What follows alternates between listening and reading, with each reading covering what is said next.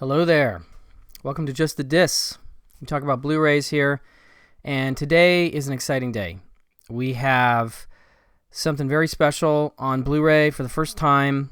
It's long awaited and much sought after by its fan base, which I'm a part of, and that would be Times Square from 1980, directed by Alan Moyle, a cult classic of sorts, with a great soundtrack, which is, I think, part of the reason it's probably been a little difficult for this to see the light of day on Blu-ray.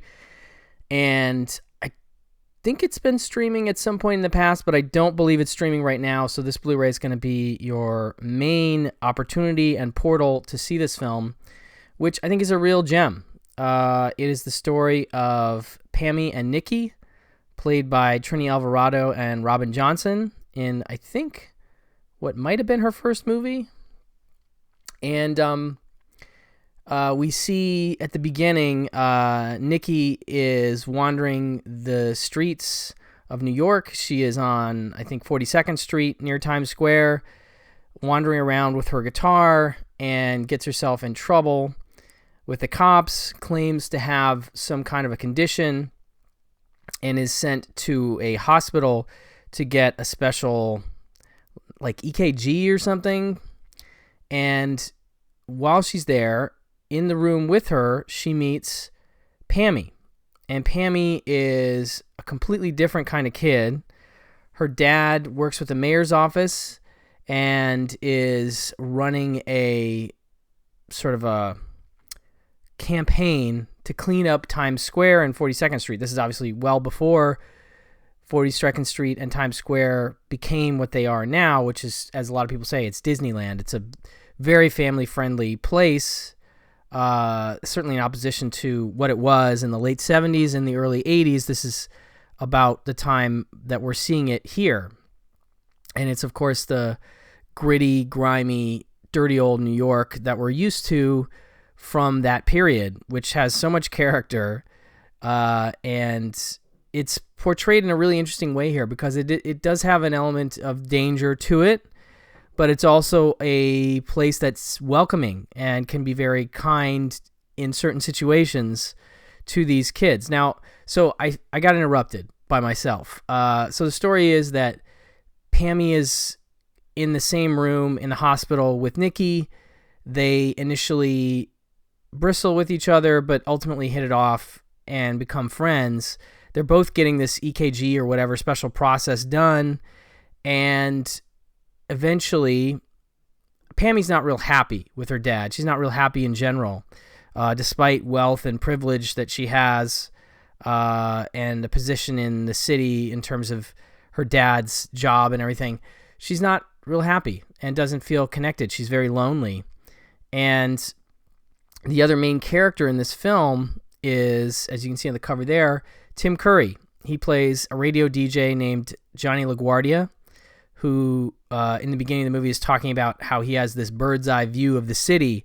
From the radio station he broadcasts from, he can look out over, I guess, Times Square or, the city.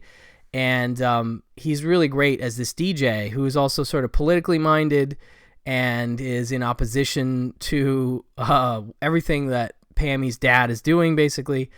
And he gets wind of, well, he gets a letter from Pammy to begin with that's not signed.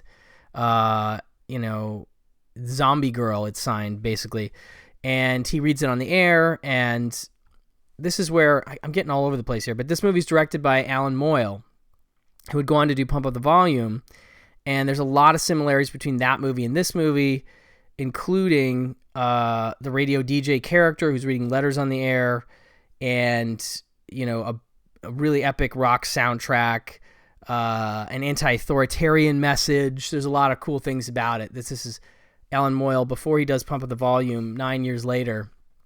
I really think it's a great pair of films that he did. But anyway, so we see this DJ set up, and then Pammy and Kimmy end up running off, basically. I'm sorry, Pammy and Nikki. Nikki gets discharged and then is going to basically be sent to state care, and she knows it. And so she busts out of the hospital, and she is able to talk Pammy into going with her. They steal an ambulance, and they go on this sort of adventure in New York, find an abandoned warehouse to live in, and just kind of have this little, existence in the city, because Nikki knows kind of how to do it. She's been living on the streets for a while. And they are a really endearing, pair. They have a nice friendship, and, Nikki's character has a little boombox. She's always playing music on it, whether it's the Ramones or I have the soundtrack right here, actually, on record. As you can see, it's got Suzi Quatro, The Pretenders, Roxy Music, XTC, The Ramones, Lou Reed, The Cure, Garland Jeffries, Talking Heads, Joe Jackson. This is actually a nice double LP that I got pretty cheap. I got it for a couple bucks when I first moved to LA. But anyway, I am a big fan of this music in this movie, and that's part of what makes it so memorable and part of its cult following. So that's just part of her character. She carries that around. She plays it around the city when they're walking, and so that's kind of neat. So the character of Pammy's dad is obviously worried about his daughter, sees it almost as like a kidnapping situation, and it becomes kind of this thing. They're plastering her face on buses, and it's getting out of control. And the DJ gets wind of this, and he starts talking to the girls over the air and sort of talking to the dad, and saying, like, come, let's have a debate, because he obviously has a lot of opposing viewpoints. But it's a really ultimately sweet film about these two girls and their friendship, and how they sort of help each other. They both have elements of them that the other person can kind of help with. I mean, like their weaknesses, they're allowed to figure them out and sort of work them out between the two of them, and it's a really wonderful symbiotic friendship, and I'm a big fan of that. But yeah, it's just really a solid, enjoyable cult film, and one that, as I said, was long unavailable. It had a DVD from Anchor Bay, which I have somewhere around here, that has since gone out of print and gotten very expensive. So this film has dropped out of the conversation ultimately because it's really become difficult to see. And so I'm really excited that this Blu-ray is out. It is a new 4K scan that Kino's done from the original camera negative. It looks wonderful.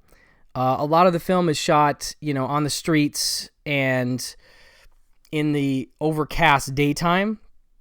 There's not a lot of bright sunny days, which I'm sure was a choice, maybe not, but it's ultimately works for the movie. Or there's night scenes with the neon and such.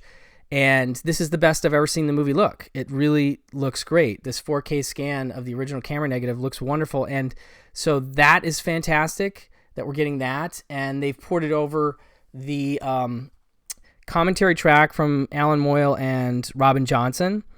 That was on that DVD, which is a great track. I really enjoy that. And they've got a new track, and they don't fully list it here, but it's a commentary with film historian Kat Ellinger and film historian Heather Drain. And they are great together. Two ladies that I, ideally, if you had asked me, like, who would I love to hear talk about this movie? Those would be two that I would love to hear talk about it. And it's a great track. They did not disappoint. And so hats off to Kino for bringing the old and the new in terms of the commentaries. They also have a 5.1 mix and a mono or a 2.0 mix. You got the slipcase. You have this alternate artwork. It also has this artwork if you want that. But it's a really nice disc.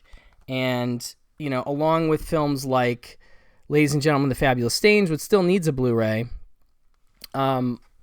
it's just one of those great, sort of rocker girl kind of movies that I am excited to have on Blu-ray. I'm excited to show this to my daughter. I hope she likes it. We'll see.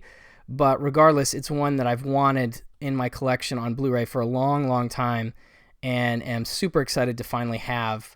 And I hope those of you out there that are fans are excited as well to pick it up. And maybe it'll hopefully find some new fans through this Blu-ray, because I really do feel like the last time it was in print was so long ago that it really, like I said, has sort of lost some of its, I don't know, not fandom. I think the fans of it are continuing to be fans, but I just don't like it when a movie's not available, because in this day and age of the internet and social media, when people are posting about movies all the time, when it's difficult to see something, I just really get disappointed, because I feel like there's a lot of people that would like this movie that haven't seen it only because it hasn't been available widely.